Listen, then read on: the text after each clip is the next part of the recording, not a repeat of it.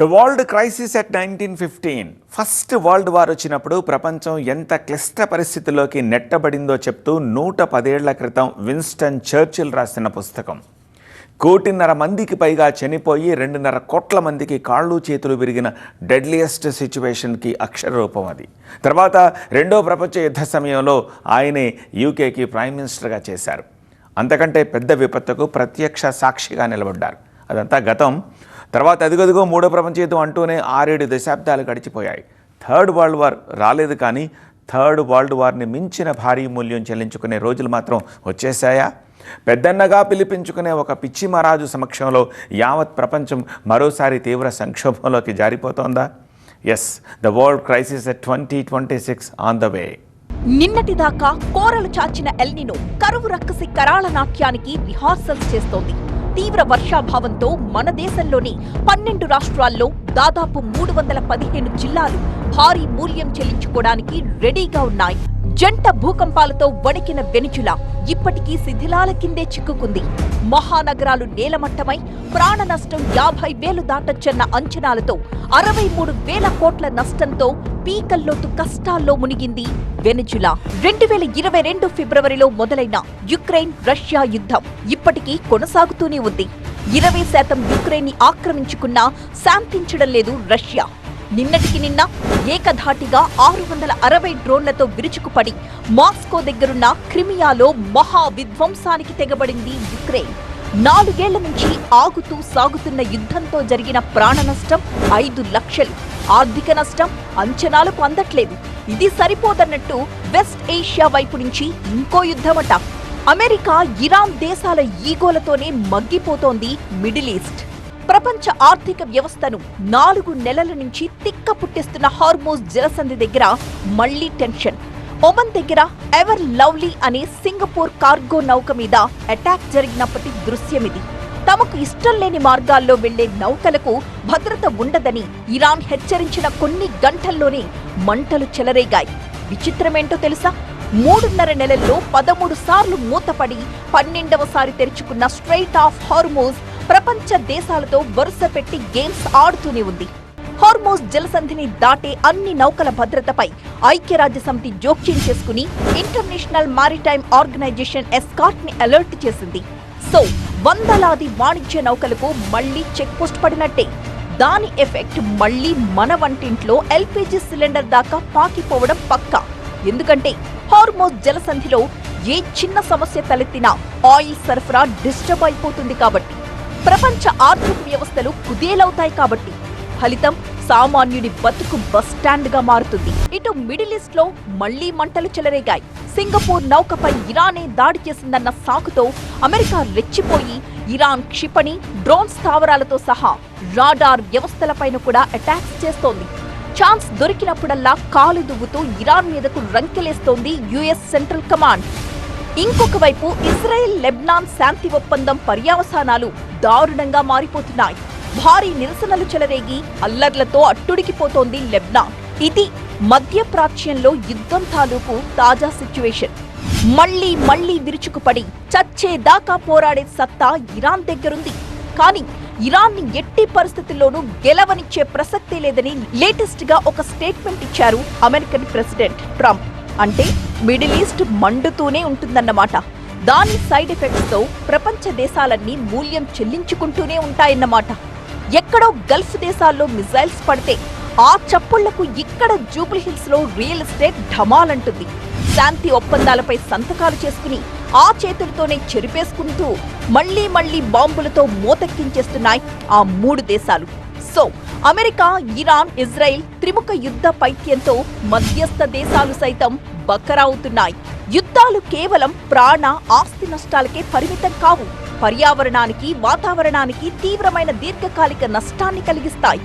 క్షిపణులు, అధునాతన ఆయుధాల పేలుళ్లతో భారీగా విష వాయువులను విడుదల చేస్తాయి. ఇంధన కేంద్రాలపై దాడులు జరిగితే ఆ పరిసరాల్లో అటవీ ప్రాంతం ధ్వంసమైపోతుంది. గాలి, నేల, నీరు కలుషితమైపోయి దశాబ్దాల తరబడి జనారోగ్యాన్ని దెబ్బతీస్తూనే ఉంటుంది యుద్ధం తరువాత పరిస్థితి. సో అటు యుద్ధ పీడితమై, ఇటు ప్రకృతి వికృతించి ఎడాపెడా పరేషాన్లతో సమస్యల సుడిగుండంలో చిక్కుకుపోయింది యావత్ ప్రపంచం. ప్రపంచవ్యాప్తంగా 30 కోట్ల మందికి పైగా జనం డొక్కలిండిపోయి ఆకలి కేకలతో కనీస మానవతా సాయం కోసం చేతులు చాచి మోకాళ్ల మీద నిలబడ్డారు. సౌత్ సుడాన్ నుంచి రువాండా, లైబీరియా, సొమాలియా దాకా 40కి పైగా దేశాలు తిండి గింజలకు దిక్కులేక ఆర్థిక సంక్షోభాలతో అల్లాడిపోతున్నాయి. అభివృద్ధి చెందుతున్న దేశాలు కూడా అభివృద్ధి మాట దేవుడెరుగు, బతికుంటే చాలని భవిష్యత్తుని గాలికి వదిలేశాయి. కానీ మిలిటరీ బడ్జెట్ కోసం గత ఏడాది ప్రపంచ దేశాలన్నీ కలిసి $2,400 బిలియన్ ఖర్చు చేసినట్టుగా ఒక నివేదిక లెక్కగట్టింది. అంటే దాదాపుగా 240 లక్షల కోట్ల రూపాయలు తమ తమ రాజ్యాకాంక్ష కోసం తగలేశాయన్నమాట. ఇంతటి ఘోరమైన ఇన్బ్యాలెన్స్కి, దేశాధినేతల అంతులేని బాధ్యత రాహిత్యానికి తోడు ప్రకృతి కూడా పగబట్టి అదే పనిగా విపత్తుల్ని కుమ్మరిస్తోంది, ప్రపంచాన్ని క్లిష్ట పరిస్థితిలోకి నెట్టేస్తోంది. అమెరికా అధ్యక్షుడిగా డొనాల్డ్ ట్రంప్ రెండోసారి గెలిచినప్పుడే ఉలిక్కిపడింది ప్రపంచం. ఆయన్ని ఐరన్ లెగ్ అనొచ్చో లేదో తెలియదు కానీ తనకున్న ఈగో ప్రాబ్లమ్స్ తో అడపాదడపా ఉడతా ఊపులతో మిగతా దేశాల మీద ఉక్కుపాదం మోపుతూనే ఉన్నారు. ఒక రకంగా both man made disaster and natural disaster కూడా పరిగణిస్తాను నేనైతే మాత్రం. ట్రంప్ 2025 జనవరిలో అమెరికా అధ్యక్ష భవన్లో వచ్చిన దగ్గర నుంచి చాలా తలతెక్క నిర్ణయాలు తీసుకుని ప్రపంచం మొత్తాన్ని అతలాకుతలం చేసిన అది వాస్తవం. ఇదంతా కాకుండా వెనిజువలా ప్రెసిడెంట్ తీసుకెళ్ళిపోవటం ట్రంప్, అన్నిటికీ మించి ఇప్పుడు వెనిజువలాలో భారీ భూకంపం వచ్చి వేల కొలది ప్రాణాలు కోల్పోవటం అనేది చాలా బాధాకరమైన అంశం. 100% దిగుమతి సుంకాన్ని పెంచి 90కి పైగా దేశాల ఎకానమీని దెబ్బతీశాడు. ఎగుమతులు ఆగిపోయి ఇప్పటికీ కోలుకోలేక దిగాలు పడ్డాయి అనేక దేశాలు. ఇరాన్ మీదకి ఇజ్రాయిల్ ఎగదోసి మధ్యప్రాచ్యాన్ని తగలబెట్టి వేడుక చూస్తున్నారు. ఆయన ఎన్ని యుద్ధాల్ని ఆపాడో తెలియదు కానీ ఎన్ని యుద్ధాలు మొదలు పెట్టాడు, ఎన్ని దేశాల భవిష్యత్తులతో ఆట ఆడుకున్నాడు అనే లెక్క మాత్రం పక్కాగా ఉంది. ఇలా తనకు తానే పెత్తనం తీసుకున్న పెద్ద మనిషి పిచ్చి మహారాజులా మారి ప్రపంచం మొత్తాన్ని కెలికేస్తున్నాడు. ఇజ్రాయెల్ పాలస్తీన్ మధ్య గొడవ 2023 7th అక్టోబర్న హమాస్ టెర్రరిస్ట్ ఆర్గనైజేషన్ ఇజ్రాయెల్ మీద దాడి చేసి 1,400 మందిని చంపటము, దానికి ప్రతీకారంగా ఇప్పటివరకు 70,000 మంది పాలస్తీనియన్లు మృతి చెందటము ఇజ్రాయెల్ దాడుల్లో. ఇది రెండో అతిపెద్ద దురదృష్టకరమైన సంఘటన. మూడో అతిపెద్ద ఇంపార్టెంట్ కష్టం ఏంటంటే అమెరికా, ఇజ్రాయెల్ కలిసి ఇరాన్కి వ్యతిరేకంగా మరి 28 ఫిబ్రవరి 2026 నుంచి యుద్ధము. ఇప్పటికి 3 నెలలు దాటిపోయి 4 నెలల్లో కూడా మనం ప్రవేశించాము. మరి ఇలాంటి పరిస్థితుల్లో కొన్ని వేల బిలియన్ డాలర్స్ నష్టము, energy security, food security, coastal security, maritime security, అన్నిటికీ మించి మానవ రక్షణ, మానవ భద్రత, హ్యూమన్ సెక్యూరిటీకి విఘాతం కలిగిన విషయము.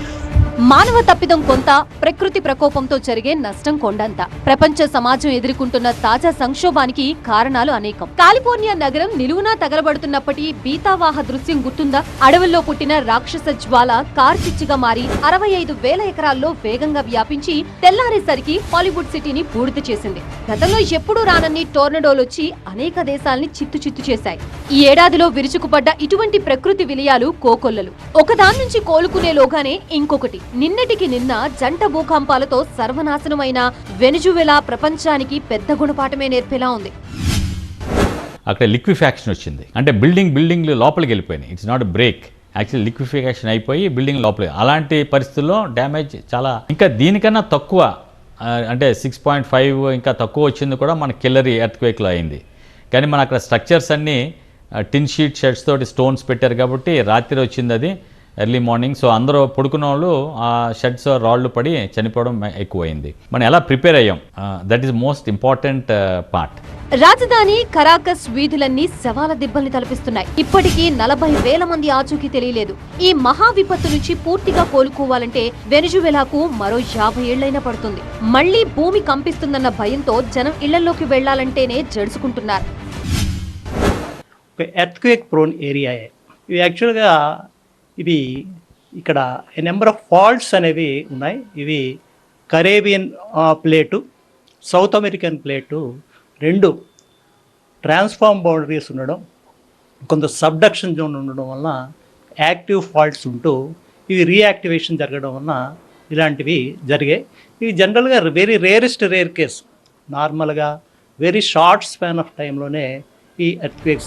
వెనిజువెలా భూప్రకంపనల ప్రభావాన్ని లెక్కలేస్తున్న జియాలజిస్టులకి మైండ్ బ్లాక్ అయిపోతోంది.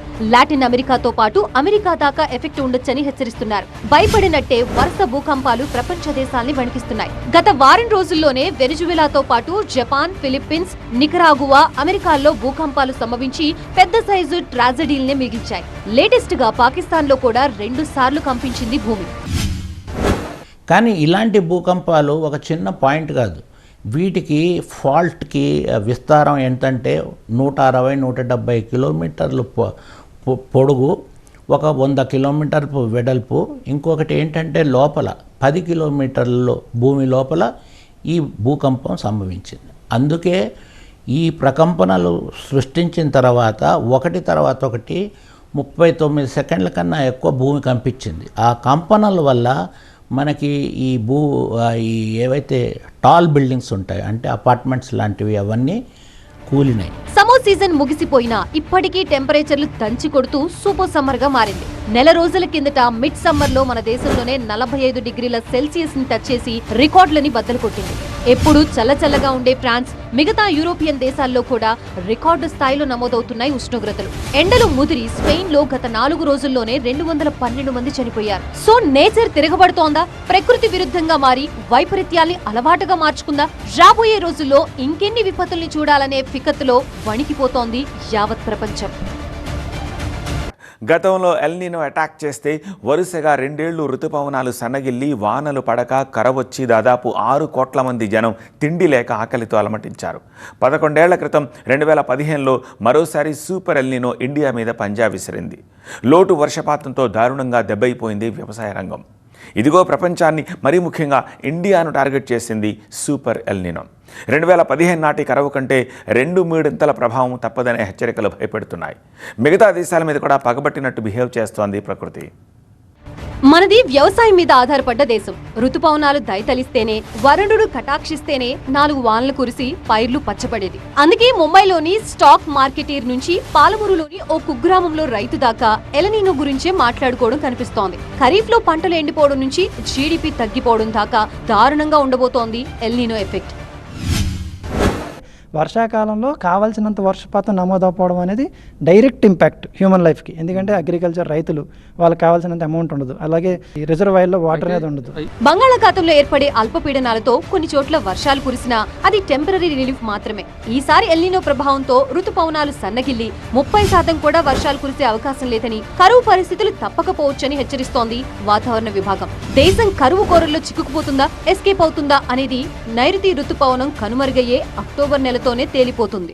ఎందుకంటే దీని ప్రభావం ఆల్రెడీ మొదలైందని చెప్పి మనకి ఇప్పటికే జూన్లో మనకు పడాల్సినంత వర్షపాతం ఇక్కడికి నమోదు అవ్వలేదు. ఆల్మోస్ట్ ఐఎండి అధికారికంగా జూన్ నెల వర్షపాతం ఎంతవరకు తగ్గిందని చెప్పేసి ఆల్రెడీ వాళ్ళు అధికారికంగా ప్రకటించారు. ఆల్మోస్ట్ ఒక 50-40% లెస్ రెయిన్ఫాల్ అనేది మనకి తగ్గడం అనేది చూసాం. ఆల్రెడీ జూన్లో ఎంత వర్షపాతం పడాలో పడలేదు. సో దీని ప్రభావం అనేది ఇంకా ఫర్దర్గా ఎంతవరకు ఉంటుంది, దీన్ని సూపర్ ఎల్నినోగా పరిగణించాలంటే కొంతకాలం మనం వెయిట్ చేయాల్సిందే. ప్రస్తుతానికైతే దీని ప్రభావం, ప్రతికూల ప్రభావం భారత ఋతుపవనాల మీద ఖచ్చితంగా ఉందని మాత్రం చెప్పొచ్చు. సముద్రంపై ఆటుపోట్లు, ప్రవాహాలు, సునామీ హెచ్చరికలు, ఉపరితల ఉష్ణోగ్రతలు వీటన్నిటిని అంచనా కట్టే ప్రత్యేక పరిశోధన సంస్థ ఇన్కాసిస్ ఇప్పుడు ఎల్నినో మూవ్మెంట్స్ మీదే స్పెషల్ గా ఫోకస్ పెట్టింది. ఎప్పటికప్పుడు సమాచారాన్ని ఐఎండీకి అందిస్తోంది. ఇక్కడ ఇండియా ఉంది, హిందూ మహాసముద్రం అంటాం. దాని పక్కన కుడి చేతి వైపు మనకి పసిఫిక్ మహాసముద్రం ఉంటుంది. దీనిలో జరిగే ఒక ప్రక్రియనే మనం ఎల్నినో అంటాం. అది సాధారణమైన పరిస్థితులు ఎలా ఉంటుంది, ఎలా ఉంటే మనం ఎల్నినో అంటారు, ఎలా ఉంటే లానినో అంటారు. ఇప్పుడు చూడొచ్చు మనం ఈ పశ్చిమాన సాధారణమైన పరిస్థితుల్లో ఉపరితల ఉష్ణోగ్రతలు, సముద్రపు ఉపరితల ఉష్ణోగ్రతలు అనేవి ఎక్కువగా ఉంటాయి కంపేర్ టు ఈ తూర్పు మధ్య పసిఫిక్ మహాసముద్రం. అంటే భూమధ్యరేఖ దగ్గరగా ఉన్నటువంటి తూర్పు మధ్య పసిఫిక్ భాగం ఏదైతే సౌత్ అమెరికా దగ్గరగా ఉన్న సముద్ర ప్రాంతం చల్లగా ఉంటుంది సాధారణమైన పరిస్థితుల్లో. ఎప్పుడైతే ఈ సాధారణంగా ఉండాల్సినటువంటి ఉపరితల ఉష్ణోగ్రతలు అనేవి తూర్పు మరియు మధ్య పసిఫిక్ మహాసముద్రంలో సాధారణంగా ఉండాల్సిన ఉష్ణోగ్రతల కంటే ఎక్కువ నమోదైన అనుకోండి, దాన్ని మనం ఎల్నినో ప్రక్రియ అంటాం. ఉష్ణోగ్రతలు పెరిగితే సముద్ర గర్భంలో ఆక్సిజన్ స్థాయి తగ్గి చేపల సంతానోత్పత్తి దెబ్బతింటుంది. దాని ఫలితంగానే సముద్ర జీవ వ్యవస్థ, మత్స్య సంపద చచ్చుబడిపోయి తీర ప్రాంతాల్లో జీవనోపాధిపై తీవ్ర ప్రభావం చూపే ప్రమాదం ఉంది. ఇప్పుడు ఒక 29-28 డిగ్రీలు ఉందనుకోండి సార్, అదే దానికన్నా ఒక 2-3 డిగ్రీస్ పెరిగింది. ఎప్పుడు సాధారణంగా అబ్నార్మల్గా అలా పెరగదు జనరల్గా. మహా అయితే ఒక 0.5 డిగ్రీ 1 డిగ్రీ మ్యాక్సిమం. అలా కాకుండా ఎక్కువ ఉష్ణోగ్రతలు నమోదైనాయి అనుకోండి, ఉండాల్సిన ఇక్కడ జనరల్గా ఇక్కడ చల్లగా ఉంటుంది వాటర్, ఉపరితల ఉష్ణోగ్రతలు తక్కువగా ఉండడం వల్ల. అలా కాకుండా వామ్ అయింది అనుకోండి, ఆ పరిస్థితిని మనం ఎల్నినో అంటారు. సముద్రాలు కేవలం నీటి వనరులు మాత్రమే కాదు, భూమి వాతావరణాన్ని సమతుల్యం చేసే జీవ వ్యవస్థ. సముద్రాల ఆరోగ్యం దెబ్బతింటే దాని ప్రభావం రివర్స్ లో మనపైనే పడుతుంది. ప్రకృతిని, దాంతో పాటు మన ఆరోగ్యాన్ని, మన జీవనోపాధిని దెబ్బతీస్తుంది. భూమి మీద జరిగే ఇటువంటి విపత్కర పరిస్థితులకి మానవ తప్పిదాలే కారణమా? సముద్రం ఉపరితల ఉష్ణోగ్రతలని అధికంగా పెరగడం వల్ల మరైన్ హీట్ వేవ్స్ అనేవి చాలా ఎక్కువ రిపీటెడ్గా రిపోర్ట్ అవ్వడానికి ఆస్కారం ఉంది. దానివల్ల మరీన్ లైఫ్, సముద్రంలో ఉండే మరీన్ లైఫ్ చాలా వివిధ రకాలైన ఎఫెక్ట్స్కి గురవచ్చు. ఎందుకంటే అది అతి వేడిగా ఉన్న ప్రదేశంలో మరీన్ లైఫ్ అనేది ఉండదన్నమాట.